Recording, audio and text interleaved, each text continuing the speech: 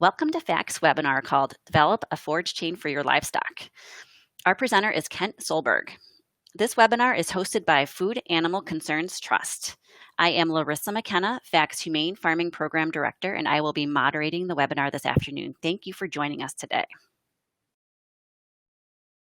So begin with just a few introductions. FACT is a national nonprofit organization that is headquartered in Illinois. We promote the safe and humane production of meat, milk, and eggs. I direct FACT's Humane Farming Program, which provides a number of opportunities for livestock and poultry farmers to increase the number of animals that are raised humanely. This webinar is part of our Humane Farming webinar series. So please visit our website to learn more about all of our farmer services, including our grants, scholarships, and our mentorship program. This time, I am delighted to introduce our esteemed presenter, Kent Solberg. Kent currently serves as the Livestock and Grazing Specialist for the Sustainable Farming Organization, as well as the coordinator of the Minnesota Dairy Initiative. Along with his wife, Kent owns and operates a grazing operation in Minnesota. So we are incredibly lucky to have him with us today to share his expertise and his experience. He will be available to answer your questions later on in the webinar. So with that, I'm going to let Kent get started with his presentation. Kent, the floor is all yours. Well, thank you, Larissa. Good afternoon, everyone. I recognized a few names there when people were introducing themselves, so good to see you all here. We'll get rolling right away here. There we go. I want to talk about building a forage chain today. Now, maybe your first question is, what is a forage chain? I consider it a systems approach to forage production that's going to maximize your grazing opportunities for your animals. How you design this is going to be very individualistic. It's going to be dependent upon your goals for your operation and the resources available to you to put this together. And so my goal today is give you kind of a menu or a shopping list of ideas and options based around some principles that you'll be able to take with you. I understand we have people from all across the country here. All of you have a variety of livestock, you have a variety of soil types, a variety of different climates. So we may not get into a lot of specifics for your farm, but these principles and practices should be something you could think through and come up with ideas to apply in your particular situation. One of the things a forage chain often does is utilize a combination of both annuals and perennials, and we'll get into those details as we go here. So why would one want to do a forage chain? Well, I think most of the people on here would recognize that grazing is the most economical means and probably one of the more humane means of harvesting forage for your livestock. Stored forages are one of the greatest single annual costs to a livestock operation. The cost can be anywhere from 50 to 70% of keeping that ewe or that cow on your farm. Grazing or building a forage chain is a way to aid a producer in meeting organic certification requirements if that's one of your goals on your operation. And managed grazing is a key component of building soil health. Pastures do, however, have seasonally variable growth rates. Here's a chart from University of Vermont. And on the top of the chart, most of the plants up there are considered cool season forages, and they've got kind of two peaks of growth, late spring, early summer, and then again in the fall. On the bottom part of the chart, you're going to see Bermuda grass, switchgrass, blue stem sorghum Sudan, pearl millet. Those are warm season grasses, and they have peak forage production during the hot summer months. And this is what we need to try and balance out, because if we look at this this example of cool season pasture growth curve here, I've kind of hyper exaggerated it a little bit to make the illustration purpose for our discussion today. And cool season, we're going to focus most of our discussion today on cool season grasses, because that's going to be something most of the people on the call are going to be dealing with. That's what most of our pastures are comprised of. But as you see, we get this high variability of growth throughout the growing season, and yet that blue line going across is an indication of the increasing forage needs. As those lambs and as those calves are growing, their forage needs are going to go up during the course of the year if we keep our animal numbers the same. But we have this variability in pasture production or in forage production that we need to address. So we're going to look at three key gaps, or three main gaps in forage production throughout the year, and those are indicated by the arrows you see on your screen. First, we'll look at the spring. Then we'll jump into dealing with the slack in the summer, what some people call the summer slump. And then we'll be looking at when things go dormant in the fall on how to extend the grazing season. So one of the better spring strategies I've seen out there is using winter annuals such as cereal rye, triticale, hairy vetch. These can be planted alone or in combination. It's a great opportunity to get animals out on pasture early as you're giving your perennial pastures an opportunity to get going. It's a nice clean place. If you time your lambing or calving in and around the time when the cereal rye gets or the triticale gets going, to get those animals out, get some manure spread, reduce some disease issues that can be associated with muddy lots a lot of us have to deal with in the spring, particularly in the eastern part of the country. One of the things to think about if you want to use any of these winter annuals is how you're going to terminate them, because there's still an awful lot of growing season left and we can be done with these and move animals back out on perennial pasture here, and there's an opportunity to do some cash cropping or even some other forage crops out there. So have a termination plan in mind. I'm not going to spend a lot of time on that today just because of the time we do have, and there's other resources out there that talk about it, but I'd keep that in mind as you look to this. Let's jump now to the summer slump. That's the big one most people struggle with throughout the grazing season. And one of the key things, or one of the main things, the first thing we can do is looking at moving towards a managed rotational grazing system, or adaptive high stock density, or flex grazing as some people call it. What happens here is when we build a long enough rest period into our grazing system, we're literally stockpiling forages. And this can buy us anywhere from 1 to 2 to 3, even 4 weeks of extra grazing into that summer slump. Sometimes it can be enough to get us literally through that summer slump. The other advantages of managed rotational grazing is we tend to see higher forage production and better utilization of the forages we have. And many of you are probably doing this now. I'd encourage you to think about maybe improving that a little bit, because I think there's some great benefits from it. One thing I do want to point out is that our rest period should be based on grass recovery and not the calendar. As we saw in our earlier graphics on the variability of pasture growth during the grazing season, whether it's cool season or warm season, it's going to take longer for those forages to recover under certain times of the year than others. And so instead of looking at the calendar, because it's not even growth, and it's very tempting to do that, it's easy to do that, it's simple and straightforward, but the grass doesn't work that way. And so if we want to monitor our forage recovery, that's an excellent way to think about when to move those animals versus the calendar or a set number of paddocks. When we get into managed rotational grazing, we get the best bang for our buck and the most stockpiling of forage opportunity when our post-grazing stubble height is fairly high, when our grazing period is relatively short, even down to a few hours in some situations, and we have a long recovery period.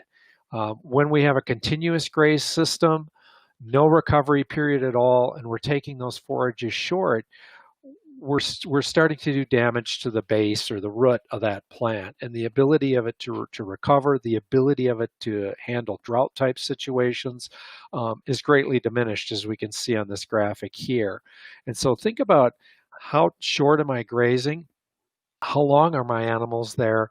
And am I providing a long enough recovery period? And that's going to give us the greatest opportunity for some stockpiled forage. One of the things we've learned in the last decade or so is that if you want more feed next year, what we trample this year is going to ensure more forage next year. So if we want more trample more kind of thing. Most of the nutrition in our plants in the upper third of the plant, I think many of us were raised thinking that, well, that's waste if they don't graze it. But most of the nutrition's really in the upper part of the plant, and we trample some of the less nutritious stuff. We leave leaf area there to capture light for photosynthesis. We don't do any damage to the root, as we saw on the last slide, and we're providing protection for that soil to minimize any erosion and protect even those soil microbes out there that are going to help keep our soil function, soil health up, and help grow future forage. So just a few key points there on grazing. We could spend our whole time just on grazing management, but for today, I just wanted to hit a few key points to help build that stockpile for the summer slump and even to extend the grazing season. Other options for the summer slump. If you recall our graphic, we can have a very large surplus in spring of forage that we may not get to. Now, we have choices here. We could leave that if we have a very diverse sward and go in and graze the best, trample the rest. Some people choose to hay some of that and use that during another time of year. Hay's really a tool. I think a lot of times in livestock agriculture, we think, well, we've got to have hay for the winter season, but hay is really a tool to use when we need to fill in gaps in our forage production. And so some producers choose to hay a portion of their pasture acreage. Typically, it's in that 30 to 60% range. Usually these sites we can come back and graze, depending on summer, anywhere in 30 to 80 days, just depends on the rainfall and the weather. Again, we want to look at, is that plant fully recovered? Is it recovered before we go in to give those roots an opportunity to not be damaged? One of the things I'd encourage you to think about, if this is a strategy you want to use, is to rotate year to year which paddocks are being cut and which ones are grazed, if at all possible, or as much as possible. And then, if possible, feeding that hay back out on the paddock that it was cut to return those nutrients back to the soil. It's just a graphic of what we're after here. The yellow oval on the left side of the screen there shows where there's a surplus that either could be hayed or stockpiled for later use, depending on our resources available on our farm. The red oval shows where we may have a shortage in forage production and we may want to feed that. So just a graphic of what we're talking about there. There we go.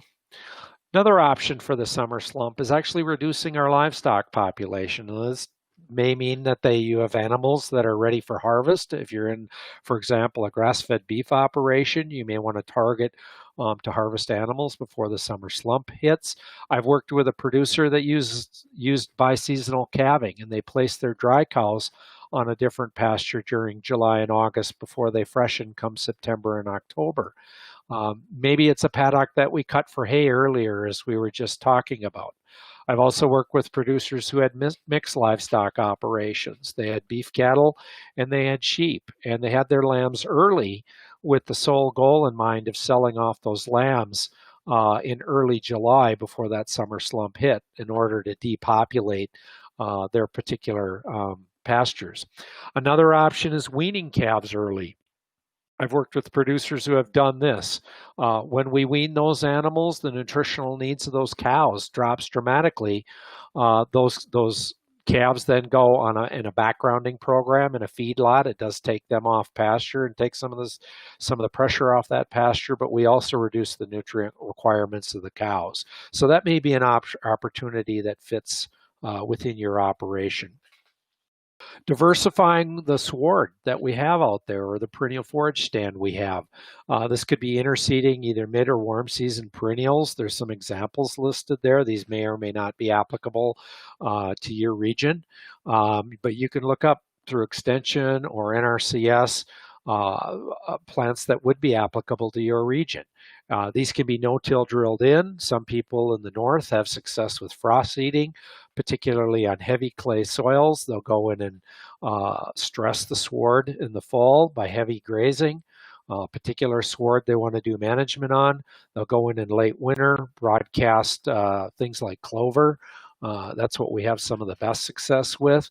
And then the freezing thawing action, and maybe even running the animals out there to stomp those seeds down to get good seed to soil contact can create some opportunity there. Cheap, low cost ways to do this. Most people typically use a no-till drill, and those are often available to rent through county soil and water districts and things like that. So you have to do some checking and see what might work in your area. Utilizing warm season perennials that are out there. There are people that have access to these things and opportunity. Now, if you're in the South, this may be all you have is warm season ones, and you may want to look for cool season opportunities. But for most of our people in the northern half of the lower 48, you may have some native range land on your property that's just been mismanaged, or maybe it's some former conservation reserve acreage that's coming out, or you may have a neighbor that has conservation reserve acreage coming out. A lot of those CRP acres were seeded down to warm season perennials 20, 25, 30 years ago, and when those contracts are done, people are wondering what to do with them.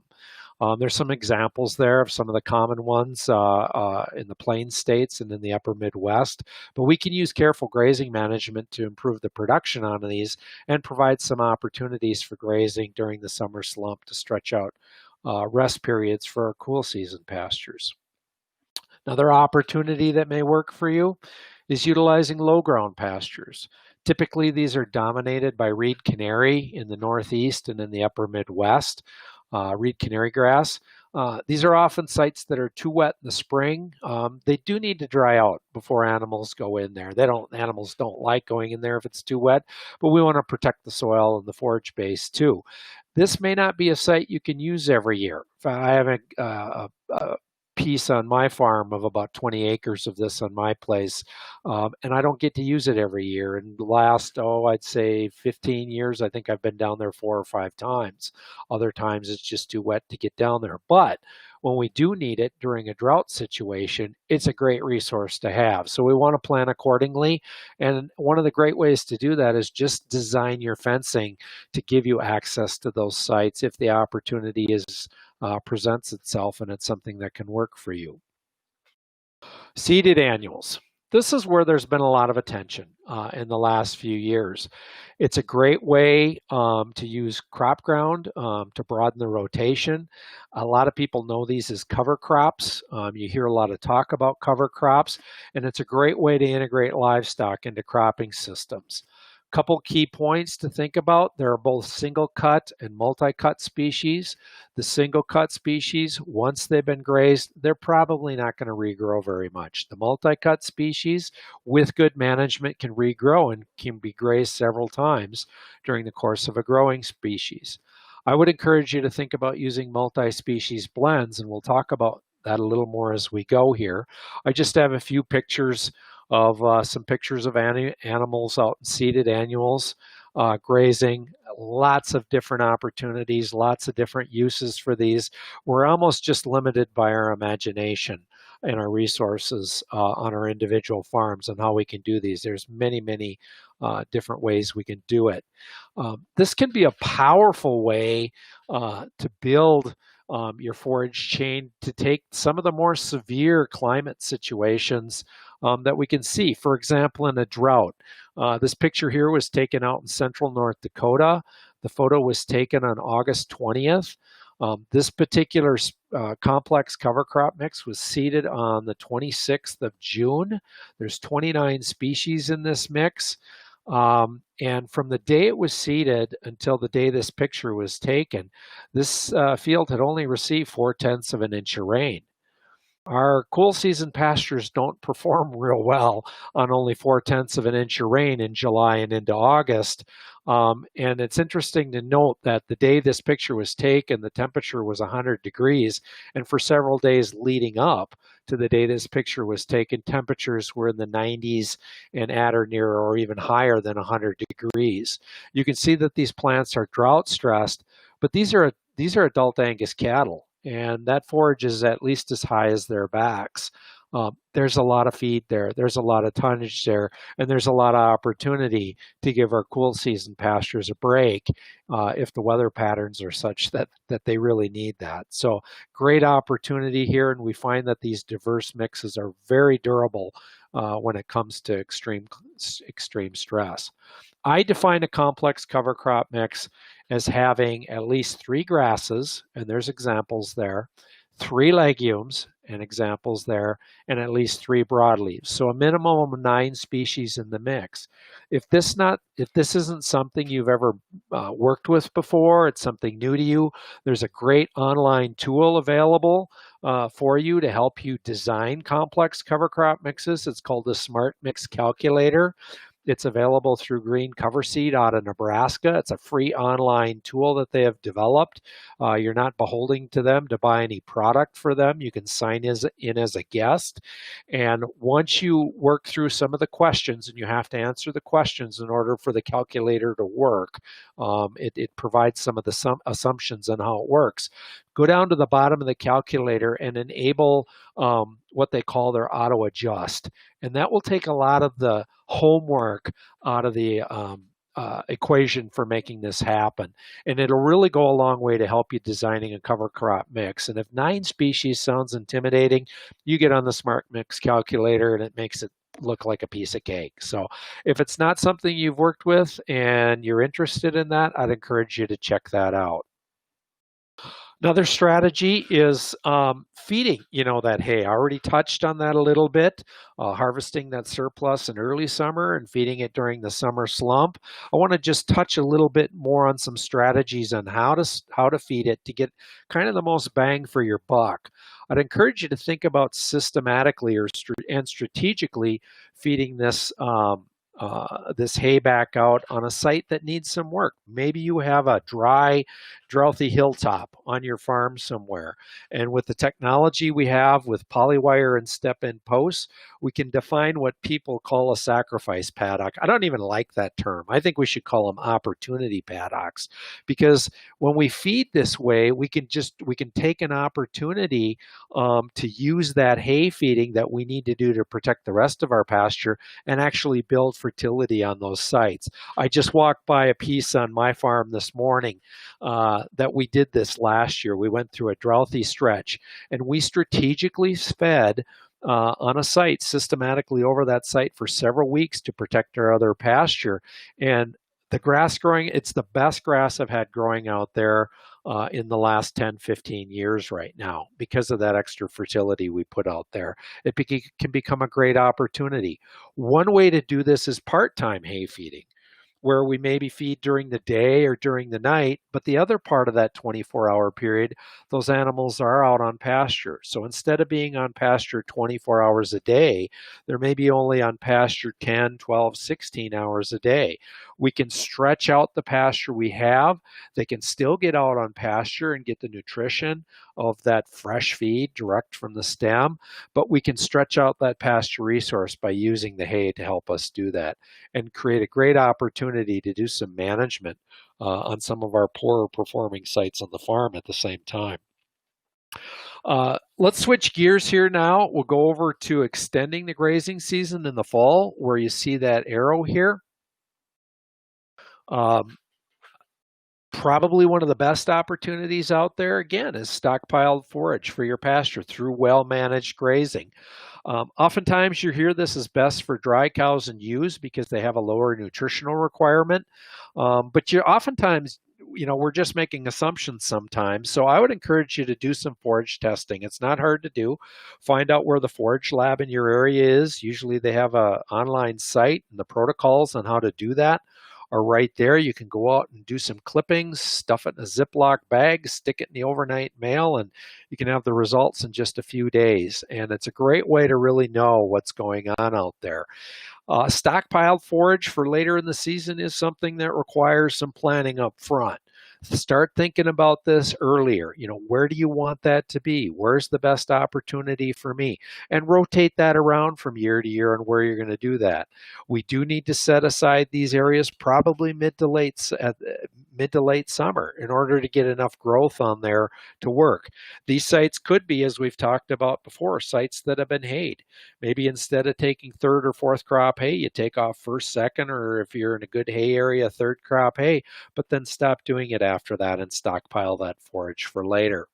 These are typically sites we're going to graze after a killing frost in the fall for those of us who live in the north country, but it's a great opportunity to stretch that grazing season out. I typically see people who can stretch their grazing out anywhere from 1 week, depending on the weather in the fall and how much they stockpile, out to a couple months of grazing opportunity. And if we look at some research from the University of Minnesota and South Dakota State University, they've determined, depending on how you want to look at the numbers, that we can save anywhere from 70 cents to $1.50 per cow. Now, these are just cow numbers. Sheep numbers, you'd have to do a little math and change it. And most of my work is with cattle because that's mostly what we have to work with in these situations. I apologize to you sheep people. I'm not leaving you out of purpose on purpose. It's just the data we have at hand, or I have it to my availability right now. But we can save anywhere from 70 cents to $1.50 per head per day. And if we start taking that out over 20, 30, 40, 50, 60 days on stockpile grass for keeping her out of a dry lot or feeding her stored feed, that's significant savings to the farm. So it's worth the effort. We did pull a clipping, just as an example here, off some stockpiled forage. This was actually some ground that was hayed. By the time we had a killing frost, there was 10 inches of growth out there.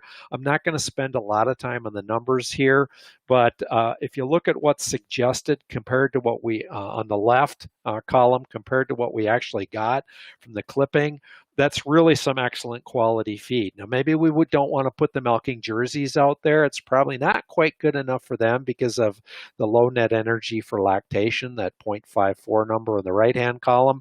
But the RFQ, the relative feed quality, is still very, very high. We could put heifers on this and they would do extremely well. It can be excellent quality feed well into the fall, even after a killing frost. Grazing crop residue, that's another opportunity that's out there for folks. In the Corn Belt country, we see a lot of this. It usually happens after the corn is combined. One thing I'd caution you about is check your herbicides. If you're working with a conventional row crop producer, know what herbicides have been put on there the last few years to see if there are any grazing or forage restrictions.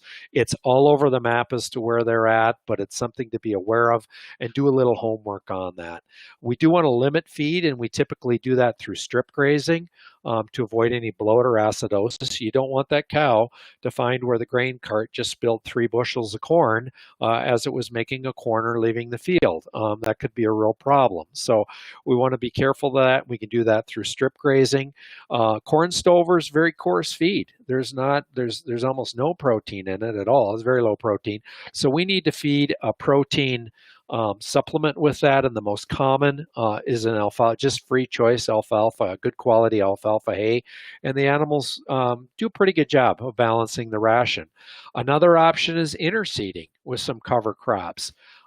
We've had better success in the southern and eastern corn belt doing this than we've had in the northern and western corn belt doing this. Not that it can't be done, but a lot of it, there's some intricacies when we get to the northern and western corn belt that make this work better, but timely rains seem to be crucial about this. Another opportunity is volunteer cereal grains such as oats, wheat, or barley. The combine doesn't get everything. Some of that some of that grain comes out the back end of that combine, and it will volunteer. Great opportunity out there if we get timely rains to get that to germinate and grow. We can capitalize on that volunteer grain by supplementing that by going in and no-tilling some brassicas, maybe some lentils or a winter pea with that, or all of the above, and kind of fill in the gaps with that and make some excellent quality forage out there in fall. So there could be some great opportunity. Maybe you don't have row crops on your operation, but maybe you've got a neighbor that does, and there may be an opportunity to work with them. Just a picture here, shot of some cattle out there grazing some corn stover after it's been harvested. Um, Here's some cover crops that were interseeded into corn during the growing season. That's a pretty well balanced ration right there. You've got your fiber, you got your high protein feed available for the animals. They can do very, very well on something like this, and we can get a lot of mileage. If you've got to integrate both a crop and livestock operation, this is a huge opportunity right here. So seeded annuals, or cover crops as they're called, we can just plant those specifically for grazing. It doesn't have to necessarily be part of another cash grain cropping operation. Often these are seeded in the late spring or early summer.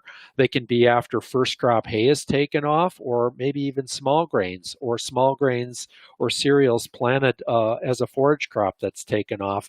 There's still plenty of growing season left to do something out there. Again, I'd encourage you to consider multi-species blend. I think we get the most bang for our buck there. And usually we look at strip grazing these, taking 30 to 50% of the feed that's out there, and then leaving the rest to protect the soil and provide some food for the soil microbes. Just some photographic examples of that. This is a multi-species blend that was planted after spring wheat was taken off, and the animals are out there in October grazing that. Excellent, excellent feed there. Here's another multi-species blend. This was taken off after first crop hay was taken off, and they wanted to renovate this hay field, and they planted this multi-species blend to kind of stand in the gap during that renovation process and provide lots of tonnage of feed out there for their animals. People often ask, we're feeding this oftentimes after a killing frost in the northern U.S., typically November, December, January, and people look at it and it's brown and maybe it's shriveled up, and they wonder, wow, is that even decent quality feed? And in this particular example, we went out and pulled feed samples, and again, excellent feed numbers here. In fact, this is dairy quality feed. We could kick the jerseys out there and they'd make milk on this. It's fabulous quality feed, or can be fabulous quality feed if we do a very good job of designing that complex cover crop blend. So we talk about strip grazing, take half, leave half. We're looking directly at a strip graze site here. It was grazed the day before. The animals are now on the next strip to the right and working on that strip, and the strip to the left was the day before that. So we want to leave something out there. It protects our soil, it feeds those microbes, and I think we see some huge benefits downstream from that, whether we're doing forage production or we're doing grain crops. Again, graze the best, trample the rest. Just another shot of the trampling impact we can have by strip grazing this. The animals taking what they need for performance and using the rest for our soils. Just another shot of that looking down for protection there. Here's another example of how we can extend that grazing season, swath grazing. This is something that came out of Canada. We can use cereals for this. We can even do this for grass. The annuals are typically planted in midsummer and then cut with a swather in October or early November. It gives sheep or cattle the opportunity to access these swaths if they get snowed on, and you'll see a picture of that in the moment. This is most successful in our colder and in our more western states. I would say western Minnesota, western Iowa, north and west of there, Nebraska, western Kansas, the Dakotas, the Canadian prairie provinces, eastern Montana, Wyoming. Great opportunity there because we typically don't get a lot of heavy rains in the fall. It gets colder, kind of freeze drying those forages, and it stays frozen. But it's a great opportunity. I encourage people to think about just giving those animals what they can eat in 1 to 3 days. Otherwise, they tend to mess it up a lot, and you get your best forage utilization that way. So here's just a picture of what the swaths would look like. And here's a shot of animals grazing those swaths. And they have much greater ability to find these swaths than stockpile grass if we get into a heavy snow event where they're flattening the heavy snow event, just flattening all those forages. It's still accessible and it still makes pretty decent forage quality. I don't know that I'd stick my lactating jerseys out on this, but if you got a beef herd or if you got ewes, this is a great opportunity to stretch that grazing season. Outwintering and bale grazing. Okay, we've grazed as much as we can, but what can we do with our stored forages? Well, this is a lot like using those stored forages in the summer. We can systematically feed livestock during the winter to enhance soil fertility and forage production. Here's just one example, and there's a lot of different ways to do this. Producers kind of modify this to meet their resources, and there's even some pretty hardy debates on exactly what works best for folks, and I see people change over time. This particular producer pre-placed their dry hay bales out there. They use a portable electric fence to limit feed, how many bales those animals get. They only have to go out every 3, 4, or 5 days, move the poly wire, give those animals more bales, and it saves themselves the headache of trying to fire up a tractor when it's 20 or 30 below. You can feed the animals, and you know how long they're going to eat off of this, and you can go away for a weekend if you need to go to a wedding or want to go to the water park or ice fishing or down south where it's warm or whatever you like. Create some opportunities here. You're killing two birds with one stone here. We're feeding the animals and we're spreading manure at the same time. And it's a great opportunity to cut costs and keeping livestock on the farm in northern climates. We can also feed a total mix ration out of the mixer wagon systematically out on the ground to help build soil fertility. If you look in the background there, you see a brown area in the snow. That's where these animals had been fed for several weeks. This is going into a new paddock to start feeding there. And so the mixer wagon is putting the feed on a clean patch of ground here. And the next day they come back, and in this particular situation, they move to a clean patch of ground to the left, to your left a little further. And then the next day to the left a little more. And they worked their way across that and came back, and then they went to the right and worked across that. And I got to see this site in the spring after the snow melted and after this was done. And it was utterly amazing how even of a job of manure spreading this really did. You couldn't have done better with a mechanical manure spreader. So excellent way to feed animals. These happen to be dairy replacement heifers here. There's about 90 of them in this group. They were fed all winter like this, and they came through the winter in flying colors. You do need a place for them to get out of the wind. It's nice to have some bedding for them to lay down in really bad weather, but mostly they just lay down on the waste feed, on the feed they leave behind out there. And it works great. But a place to get out of the wind. They will walk back for water, but a lot of times they do eat snow.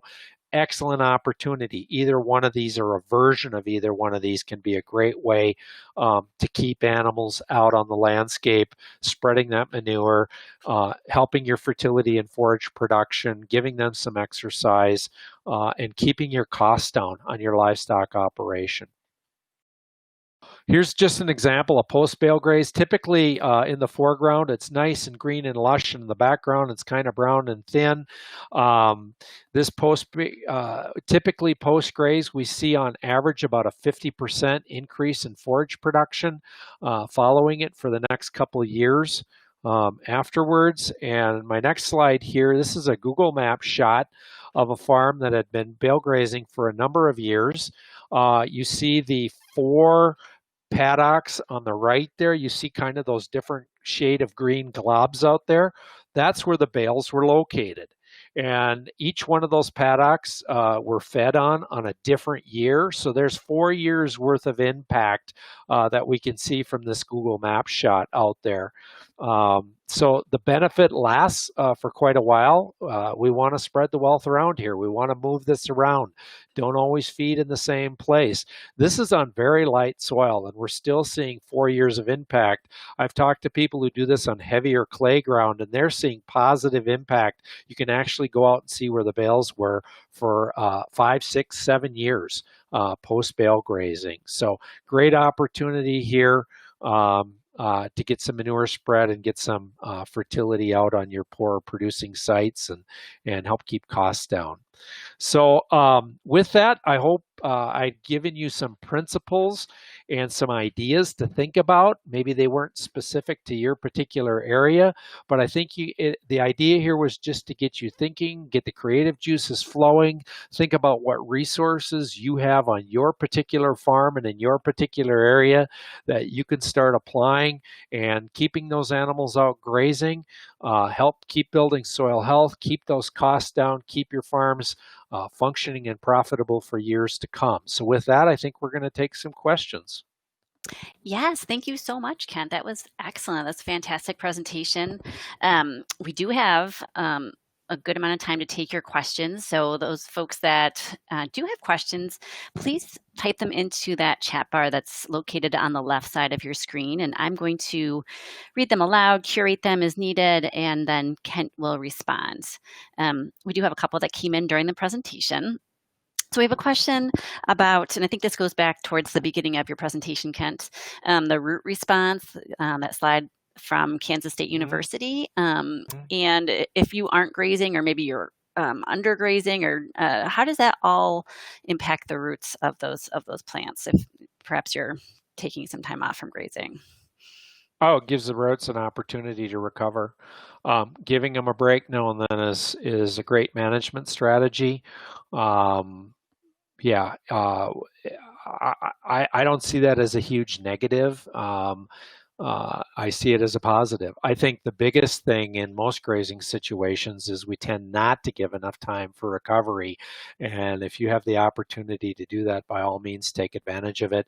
Your forage sward, your roots of individual plants are going to be that much more robust as you move forward. Excellent. Thank you. So another question we have from a farmer in Wisconsin.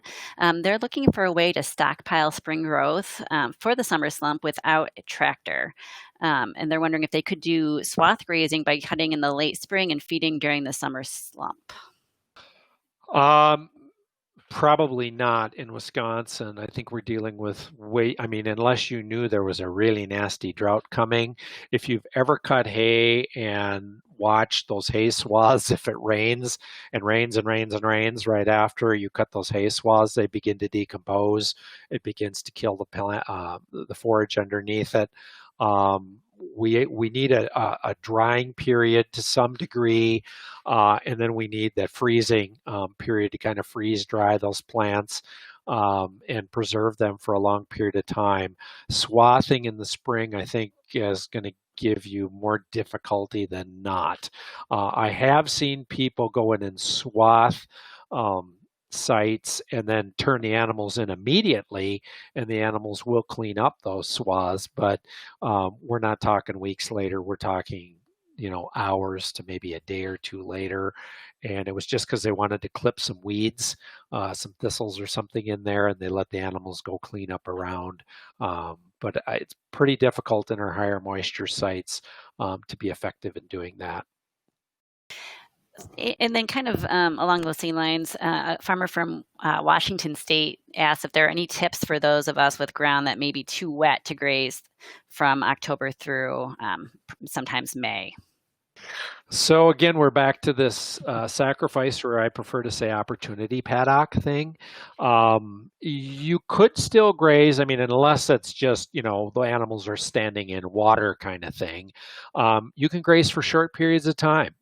Keep it under 3 hours on a paddock, pull them out and put them on a sacrifice area. I had the unique opportunity a few years back here to have a grazing dairy farmer from New Zealand come and spend 4 days on my farm, and we kicked around all sorts of things. And I said, what do you guys do? You get 50 some inches or more rain, and what do you do when it's really wet? He said, we graze for 3 hours on a paddock, and then we either put them on concrete if we have it, but most farms don't, or we put them on a knob, where the water can flow away, and that's a sacrifice paddock. And there's free choice hay available and water available for them, but they're only on any given paddock for 3 hours with a very long rest period. Then when they get into their dry season, or when things do dry up, that sacrifice area that they've systematically fed over during that wet period, they go in and plant basically a cover crop. and use it as a way to build fertility. And then ultimately, after the cover crop, they'll go in, plant it to perennials. Usually, there's enough fertility put there, enough organic matter put there, a stimulation of the soil microbiology. It can be a very productive site. And then the next year, they'll move somewhere else. So you really have those are a couple choices. You can either feed full time on either concrete or a sacrifice area until things dry up, or you can feed for very short periods of time, move them either to concrete or a sacrifice area is your other option. So keeping it short, that they're on there is the key principle here, with sufficient rest and recovery afterwards, and then having a place to put them for the rest of the day or the rest of the time are the key components of that. Thank you. Thank you. Okay, next question we have is from a farmer located in North Carolina, but I think this is applicable to quite a few people. Ideas for how to manage invasive weeds when you are interseeding, like when you're interseeding a summer crop in the spring, and how to keep non-nutritious weeds at bay. And perhaps, well, and assuming that you're probably not going to be spraying. Yeah, we'll assume not spraying. If we're interseeding, if we're gonna no-till into an existing stand, then we need to stress that stand as much as possible. Then seed our annuals in there, and I would look at seeding heavy to annuals that are going to grow very rapidly. Sorghum Sudan can be an excellent choice. Pearl millet, excellent choice. We want it to canopy out really fast and shade those things out. You may need to clip in advance. After you stress it through grazing, go in and clip if there are already plants that are fairly mature. And then no-till in what you're going to no-till, something that's going to canopy out very fast, shading those out. And then I'd move to a very high stock density grazing across that particular site, where you're looking at multiple paddock shifts a day. You're going to shoot for maybe 500,000 to 1,000,000 animal pounds. That's going to mean a lot of paddock shifts, very frequent paddock shifts during the day.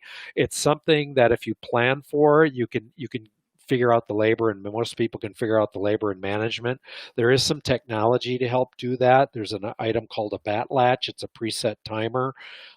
People use multiple ones of these if they're into very high stock density grazing to keep the stock density high, but they only spend an hour or two in the morning setting everything up, and then your animals are moved based on this automated gate that's on a preset timer to go off.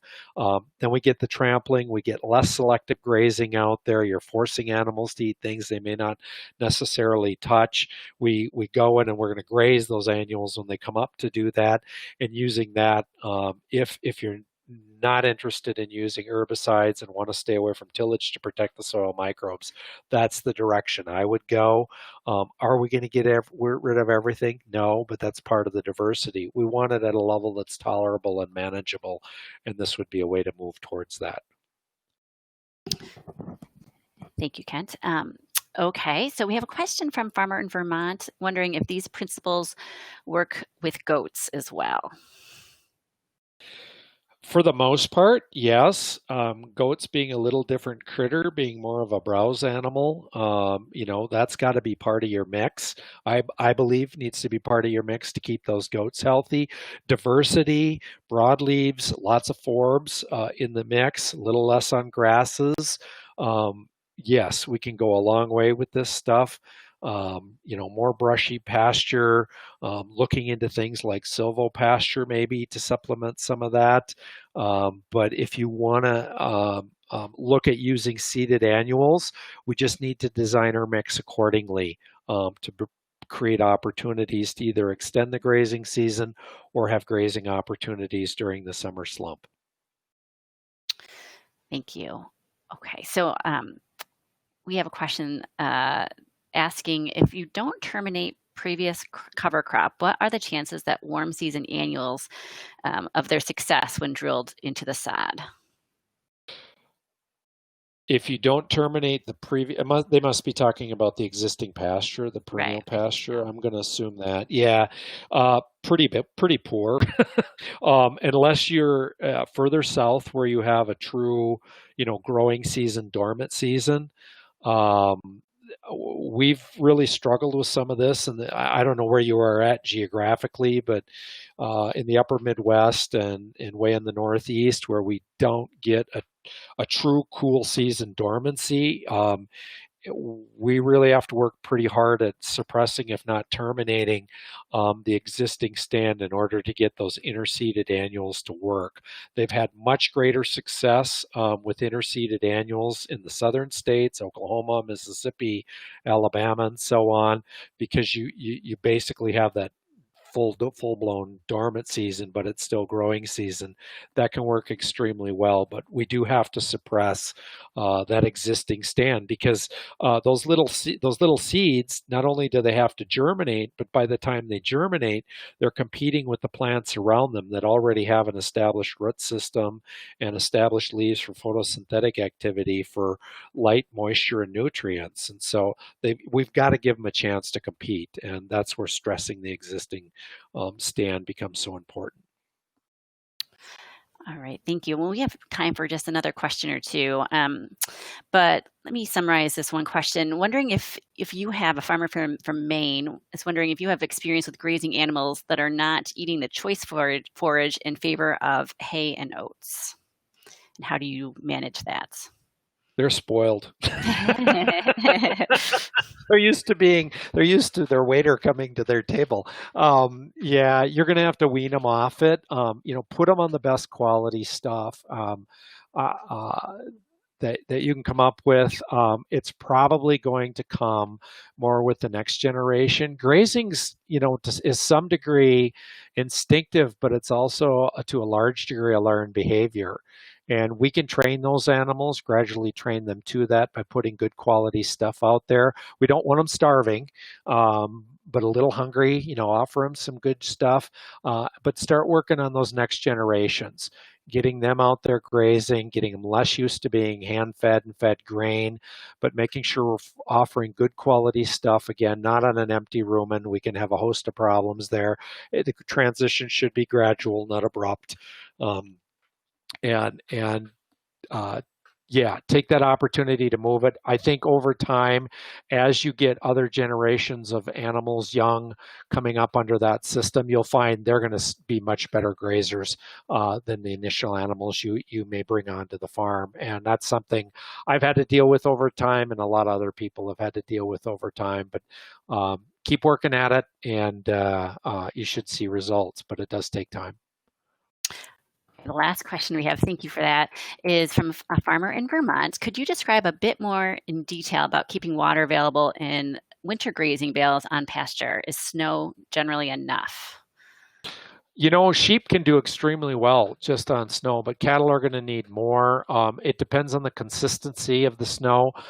If it's frozen and crusted, they get nothing out of it. If it's light and fluffy, or if it's wet snow, they can get a lot out of it. Animals have lower water requirements in the winter than in the summer when it's 98 degrees and humid. Animals can walk. I know there's people out in North Dakota that have animals walking up to a mile and a quarter, mile and a half back to water in the winter, and a lot of times they'll just stay out there and lick snow. My animals lick a lot of snow in the winter, depending on the consistency of the snow. But I would provide, I would still plan to have water available for them. They can walk, especially if you've got frozen ground and you're not dealing with muddy lanes. It works great. The water requirements are less, so they can do that. They know what they need. Some animals are more ambitious than others. They're not going to make the hike. They're just going to sit and lick snow. But snow can be part of the component, but I don't know that I'd make it the only part of it. I'd still have fresh water available for them at all times. Great. Well, thank you so much, Kent. That was a really wonderful presentation. I do have just a few housekeeping items to discuss before we sign off. There were a couple of questions that we didn't get to. I'm going to pass those along to Kent over email, just so you all know. And immediately following this webinar, you will be asked to complete a very brief survey. We would greatly appreciate it if you take a minute or two to tell us about your experience today. Also, a recording of this webinar and the presentation slides will be available soon. The documents will be archived on our website, and I'm also going to email them all out to you in the next day or so, along with any other links that were mentioned and resources throughout the webinar. So just so you all know, we will be taking just a short hiatus from webinars for the summer, um, but we will be back with a full roster of presentations in the fall. For those of you who are curious, we will also expect to begin accepting applications for our next round of Fund to Farmer grants this fall, so stay tuned on that for more information. And finally, we do currently have a limited amount of funding available for scholarships to attend trainings, workshops, pasture walks, and conferences, and things like that. So please check out our scholarships page for more details and to apply online. Kent, do you have any parting thoughts before I close this webinar? I'd encourage people to just take some of the ideas we presented today, get creative, look at what you can do on your farm. You may not be able to do everything, but do what you can. Do the best you can with what you got and make it happen. I think it'll help you, your animals, and your operation. Thank you for that. A sincere thank you to Kent for his fantastic presentation and for taking the time to answer all of our questions. Thank you to all of you in the audience for your attention and your interest in this topic. I hope that you all have a wonderful afternoon and that we connect again soon. Goodbye. Mhm.